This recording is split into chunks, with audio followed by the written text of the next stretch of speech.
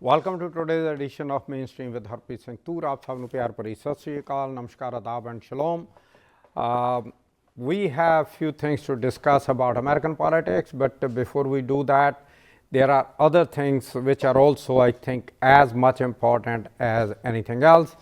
You have my email on that screen, hstoor@gmail.com. Please feel free to send me an email or with your question or anything, whatever you have in your mind, and I will be more than happy to look at that and answer you. First, let us start with Prime Minister Modi being here in United States for annual UN meeting. He did meet with President Joe Biden at his house in Delaware, and he also met some other leaders while he is here, and he definitely is going to meet some other leaders while he is in New York and United States. What needs to we need to look at and understand. What we need to understand is that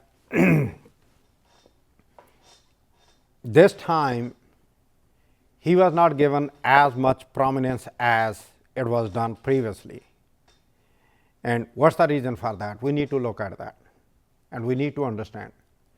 We also need to understand geopolitics of India, China, US, Russia, and what's going on in Ukraine. And we also need to understand that how the role of United States for anything which happens these days at present between Pakistan and India, how does it matter? And what kind of role United States plays? To look into all these things, we also need to go back in history of the division of India. And after that, the 1965 war, 1971 war, and then Kargil war. So I will be talking about it, especially 1965 war, because 1965 war was, September was the month when it happened. And while I'm talking to you, I will check when 1965 war between India and Pakistan. It ended on September 23rd, 1965, which was yesterday. Okay.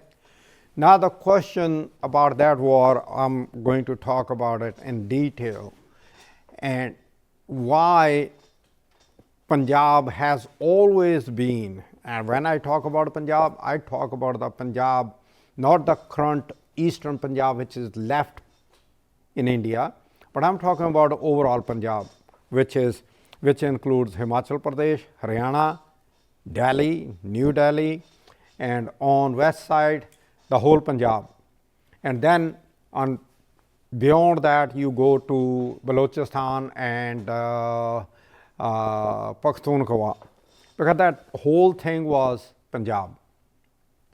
So how these things make difference in geopolitically, that we need to understand. But before we go there, let's talk about the current visit of the Indian Prime Minister Modi. Yes, we being a Sikh, being Punjabi, being from Punjab, I understand we have issues which have not been resolved. And those issues which have not been resolved are the issues about, the Punjab issues, which basically we talk about most of the time, including the riots which took place in the 80s. Before that, and even still going on, the distribution of the waters and all those, including, Chandigarh and all those things which are important from Punjabi perspective. So we do have the right to protest, ask for the justice, show our frustration. Yes, we do have the right for that. But what I disagree with is the way the people try to show their disagreement. Sometime showing the Indian Prime Minister with Modi with a shoe over his head as if you are beating him with the shoes, sometime with a noose around his neck without understanding the implications of having that in the United States. If you really want to understand that, you need to speak to the African American community about it. Then talking about having the picture of Prime Minister Modi in front of a gun. Now, let me give you the reason why I'm pointing it out and why I differ with all those pictures. Yes, Niger was killed in India by the agents or government's involvement. Until I get something to prove that government was not involved at all, I will believe into it that yes, the Indian government did play a role into it. How big role, I don't know. Indian government tried to kill a US citizen on US soil, and I had conversation on that in one of my previous shows, that how India actually even thought of doing that on the United States, which even Russia have never thought about. Okay. So having said that, we have our issues with the current Indian government, and some of the people had always issues. Doesn't matter who the Prime Minister is in India, because those people they survive on that, because for some of the people, I know this is going to be taken with a grain of the salt. Some people's bread and butter is based on that. And I have said before, and I'm going to say it again, there are people who actually will, go there to the demonstrations, take the pictures, they go to the Gurdwara, they hold the flag of Khalistan, take the pictures, submit it to the court to get the green card. As soon as they get the green card, what do? They go to India. Okay. So our freedom of speech and safety, which is provided by the government, remember, it was the Federal Bureau of Investigation, FBI, which foiled the attempt of the Indian government to kill a Sikh on US soil. So far, I am hoping we agree on that. Now, government is protecting us, and in the return, what we are doing? When we go and assault the consulates, when we go and assault the staff of the consulate, we are breaking the laws of the same country which protects you or which is protecting you, which gives you the rights. That country which gave you the rights for your life and liberty also has given the right to those people. And also being the staff member of the consulates, they even have some more rights than the regular citizens. So we need to understand that. And whatever we do, there is nothing wrong in protesting, there is nothing wrong in asking whatever you are asking, there is nothing wrong in showing your frustration with not getting the justice, but how to do it. That's the issue. And some of the people who are in the forefront of all these movements, I have seen some of the people who are trying to get the signatures, the names of the people, their telephone numbers, this and that. Those people who are giving their information, they are giving information without knowing that these people, or at least some of them which I know, they were crooks and they have not mended. They still probably are the crooks. Yeah, they are trying to pretend that, okay, we are here to show that we did not get the justice, but they will show up only like in India. They say, in Punjab especially, barsat they do. Whenever it rains, there are frogs which will come out. Once the rainy season is gone, those frogs are gone till Next year, when the monsoon comes in, the rains fall, and all of a sudden, out of the ground, they come back again, and the whole night they, crackle, So, those are the things which I personally, I would say, I'm going to say it politely, that I personally condemn them. What happened in Melville, Gurdwara, temple, sorry, not the Gurdwara Melville temple. It's a Baptist temple, which is a Gujarati temple. It's ridiculous. Whosoever did it, either the people who did it, they did it. First of all, I don't think I have any second opinion on this thing, that it was done intentionally. Now, what could be the intention? Divide further the communities where there is no communication between the non-Sikh communities and the Sikh communities. And how you do that? By attacking a place of worship of non-Sikh community. Where even though it was vandalization, it was graffiti, but it was with that intent.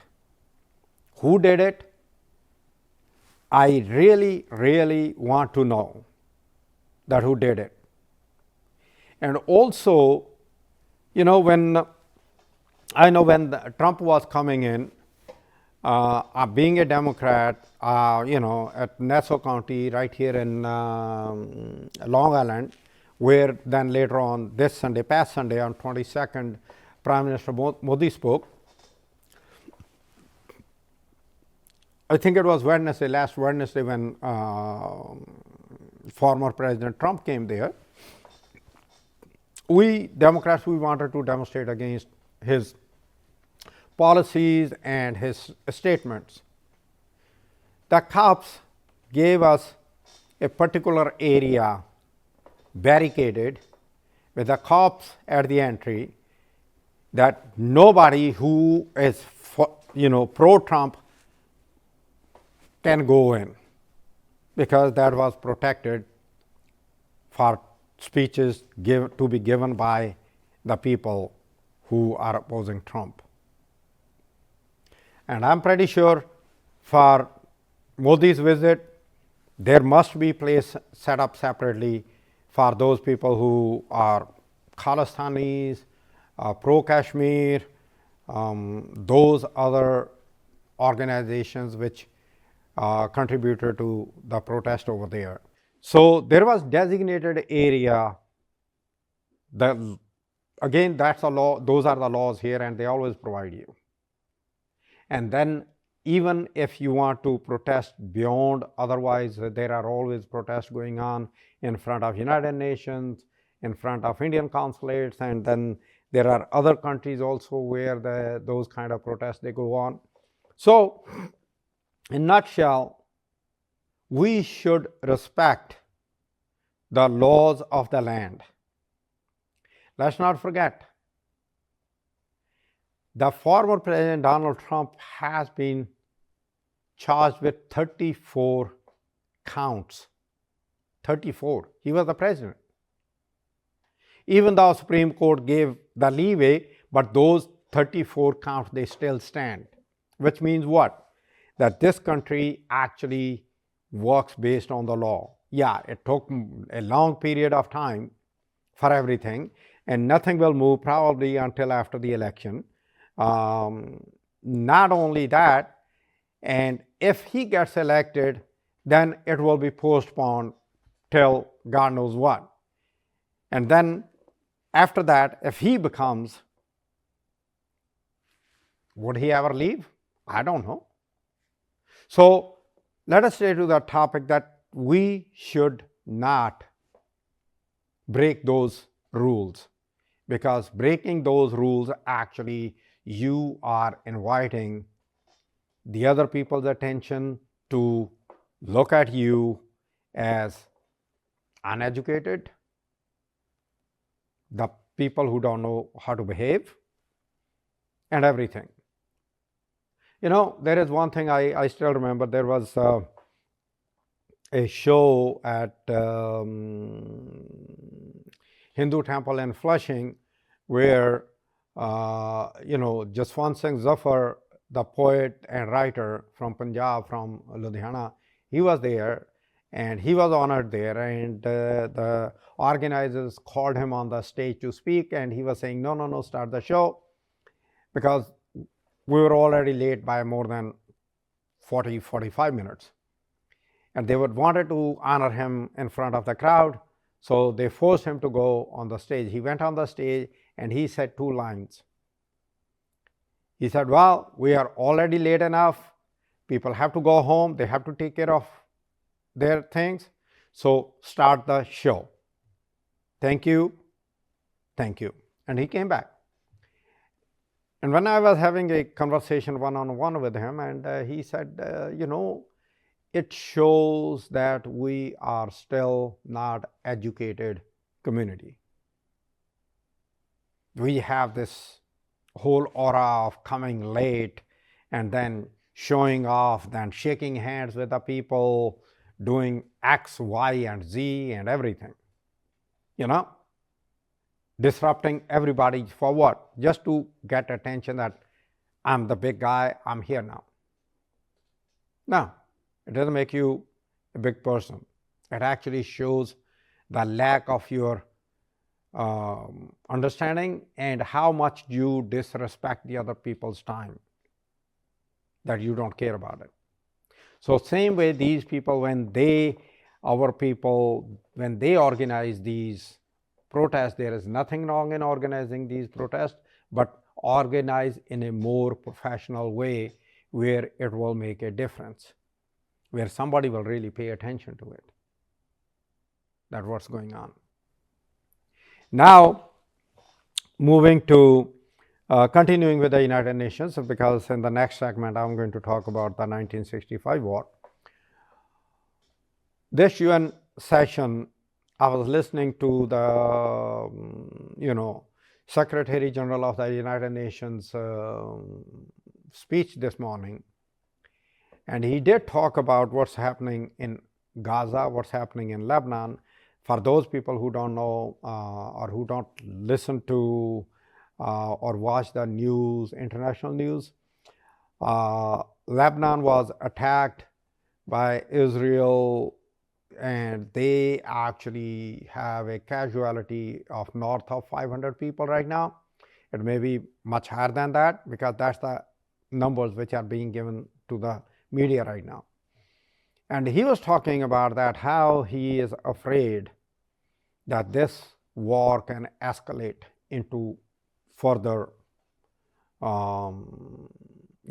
complicated. And some people are really concerned about it, that this whole thing may explode to become a world war. I'm also one of them, even though I'm hoping against the hope that it probably will not be a world war, because there are so many countries who have the nuclear weapons. But at the same time, the situation is spinning out of hand. And if a person like the President Joe Biden, who actually is the most experienced diplomat / president, if he cannot resolve it, then I don't know who can.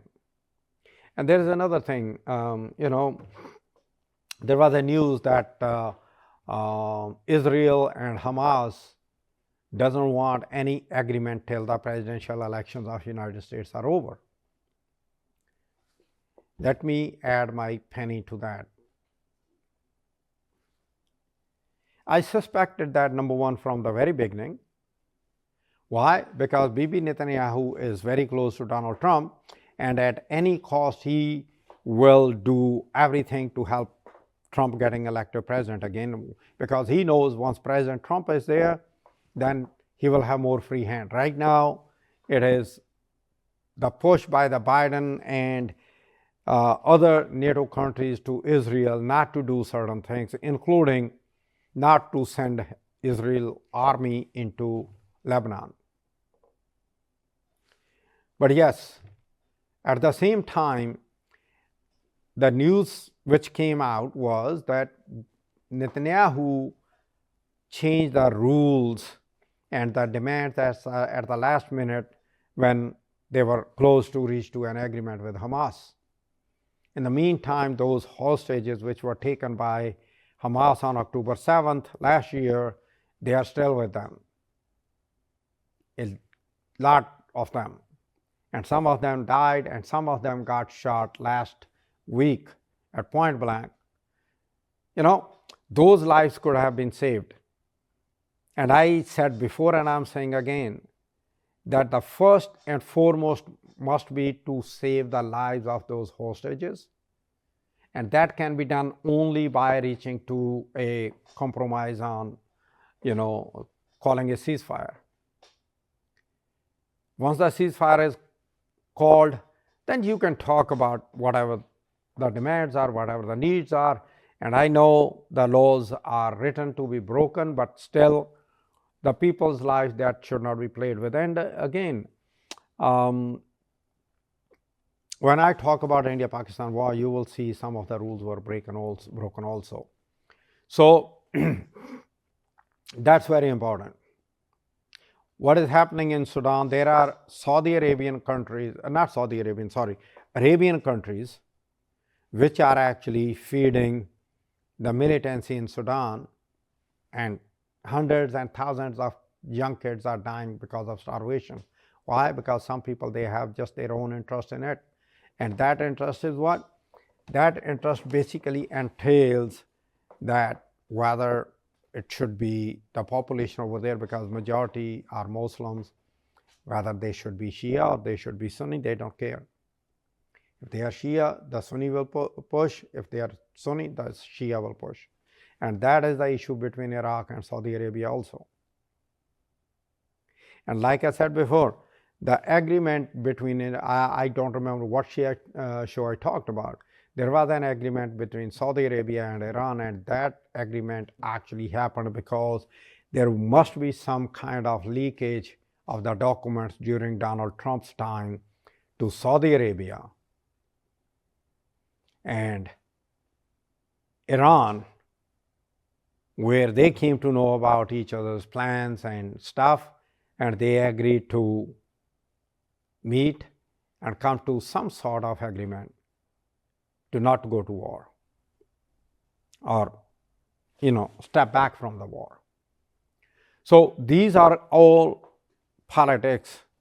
Now going to where I started from, the geopolitics between India, why Prime Minister Modi was not, honored and given time to speak at US Congress, joint session of Congress. This was one of the reasons that India tried to kill a United States citizen.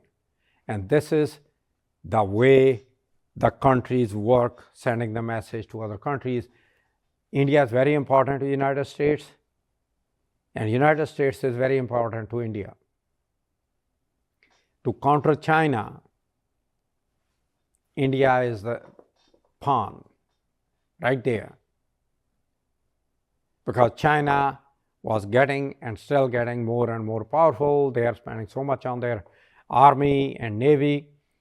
Their navy actually is bigger than United States Navy right now. But is their navy more effective as United States Navy? I don't know. I don't think so. They may have more ships, but US Navy is more smart. And now US Navy actually is using an overseas country's shipyard to build up their new submarines and their ships, which is South Korea. See how the things happen. US Navy used to have their manufacturing capacity on the United States. Connecticut is one of the places, then in California, and I think there is also in Washington State. I'm not sure. Virginia also. But over the time period, things happen. they laxed or whatever happened, the decisions were made at a very high level, how many ships you need and not. And now that because Chinese Navy is surpassing the American Navy, so all of a sudden they woke up that no, we need to spend more on the ships and everything. So now they do not have that kind of capacity where they can expand their shipbuilding immediately or overnight. So they went to South Korea for that. So having said that, this is another thing which we need to understand, that how geopolitics plays internationally. Now let us talk about 1965 war. First, let me say here, repeat here actually, my dad was in army and my dad actually was in the area of Chicken Neck, which actually was very, very important and to the Indian government to retain it, because the Pakistan army had the aim to, take over that area. This way they can actually disconnect Jammu and Kashmir from rest of India. There will not be a supply line, and then they can, claim the whole territory. Okay. I was listening to some historian who actually is actually, filmmaker also. He wrote some books and he also did some studies on 1965 war, 1962 war. And yes, India and China fought a war in 1962 where India lost miserably, because India, after 1947, when the Britishers left India, Britishers actually had squeezed India of everything. And Pakistan was at a better vantage point at that time. The reason was because India became non-aligned, which means they wanted to be neither pro-Soviet nor pro-American. So based on that, they, made up their own non-aligned nations group. That was not in interest of United States at all, because United States always wanted some sort of guarantee in that part of the world that Russia will not have access to hot water sea, which is actually the Arabian Sea, which was like from Russia through Afghanistan, through Pakistan, and then Arabian Sea. Okay. That was one of the reasons why Russia actually was supporting Afghanistan, and then United States actually created, the situation where Russia had to withdraw back. Okay. We are familiar with this story.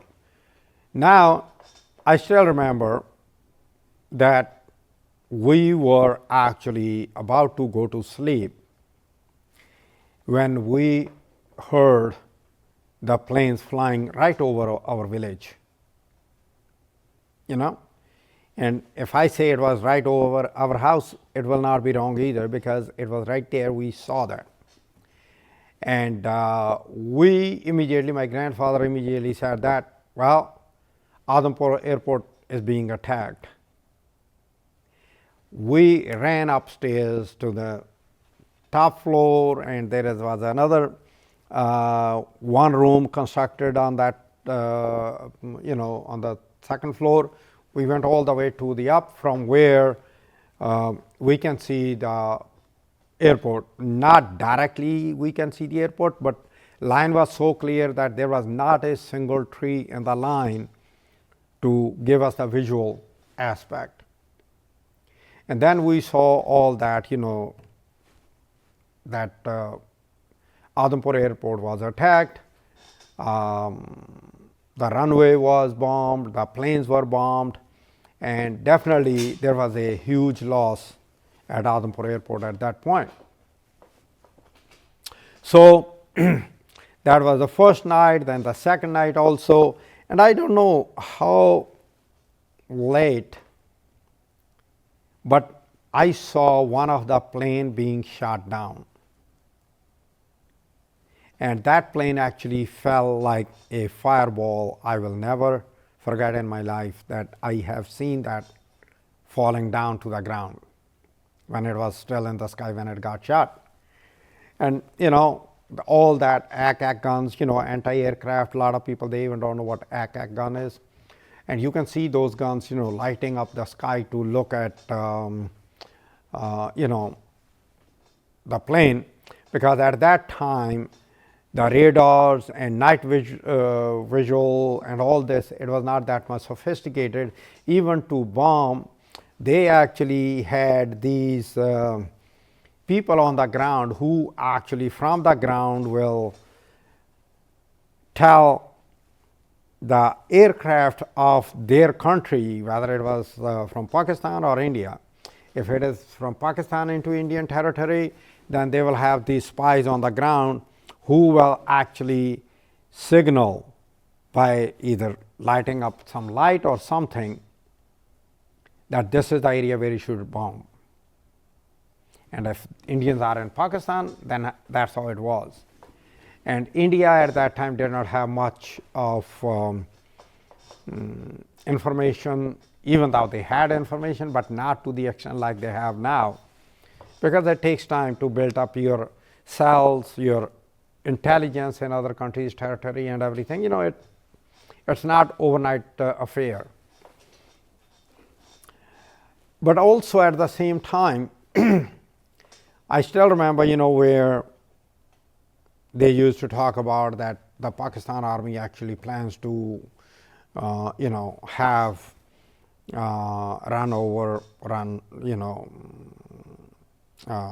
Koch. From there, that they will have the breakfast in Koch, and then they will have their dinner in Akhnur, which is like, all the way up. And within Punjab at that time, there was no Haryana. Up to, Ambala Kent or Ambala Tehsil, the government, Indian government, actually one way or the other had told that, okay, based on the advances of the Pakistani army, that they should vacate up to that point and the final defense line will be there. And it is interesting to know that the gentleman who I was listening to, he also talked about GOC in charge, P.O.Box Singh at that time. And again, Captain Amrinder Singh had actually retired and went back to become his personal assistant to P.O.Box Singh. And P.O.Box Singh, the gentleman mentioned that he was one of those guys who actually was very brave, but also at the same time, there were few things which he will just ignore. I think that runs into the DNA of being a Punjabi. And like in last year September program, when I did mainstream, I talked about in more detail about him. So why I'm touching it now? Because as the more information I read or come to know, I want to share it with you. When he opened up the sector, the Sialkot sector, and I still remember, the Indian Army went all the way up to Ichogil Nahar in Pakistan, and they actually had to break that canal. And Indian Army and their, advanced their tanks and their artillery and armored vehicles, they got stuck in the mud in the fields. They could not advance because otherwise P.O.Box Singh was targeting to take over Lahore. He never asked any permission from the top. He did not wait for any permission from the top. And this is what this gentleman is talking about, a historian on army, and he wrote some books also on 1965 war.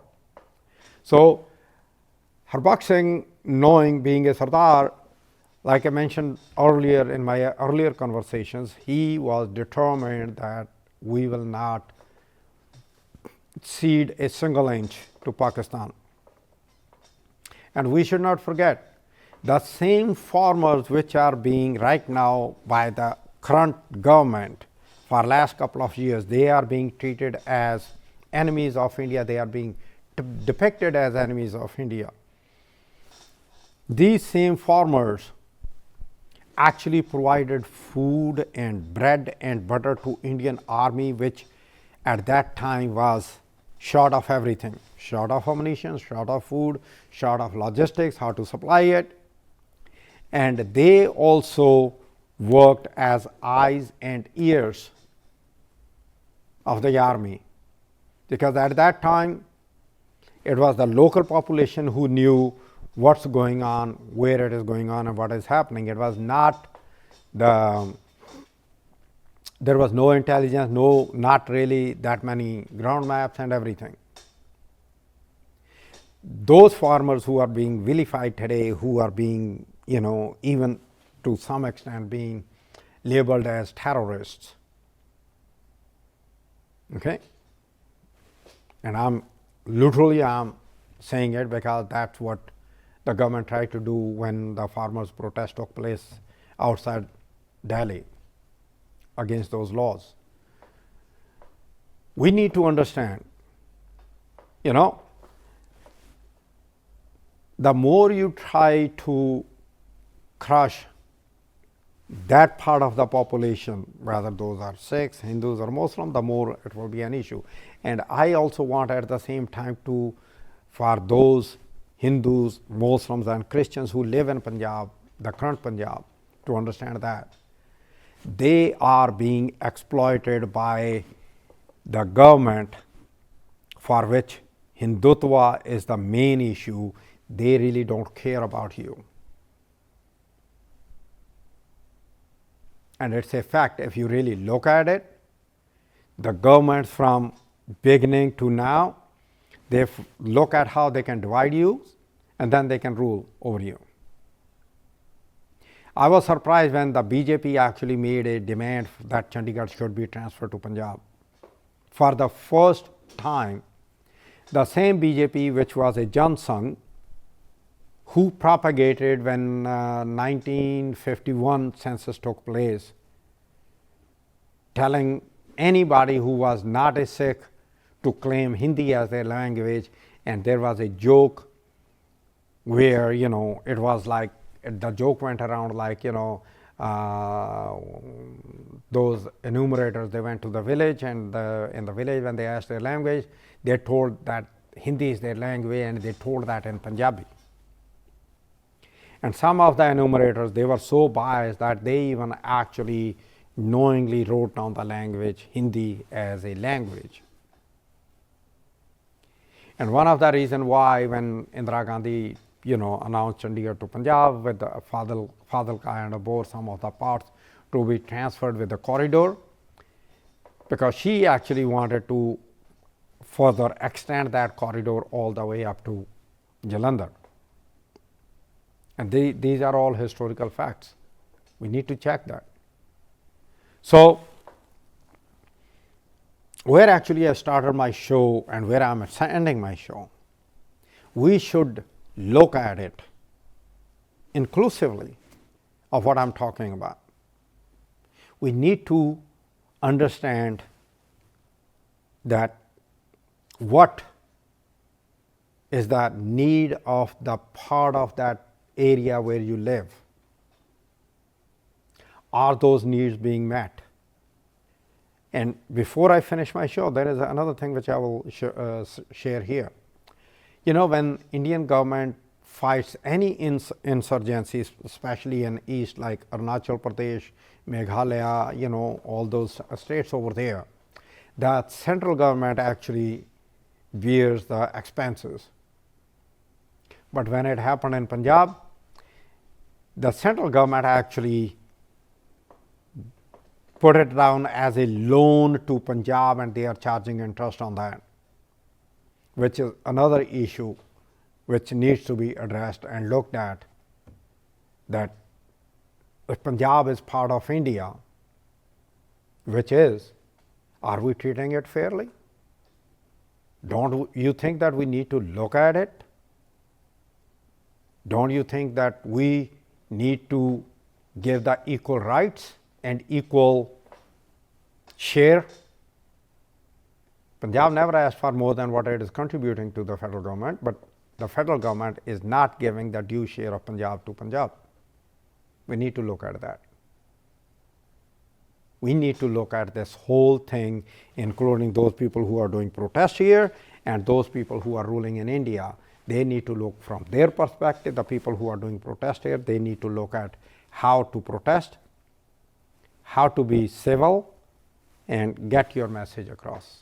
With that note, till next time, good night, good luck.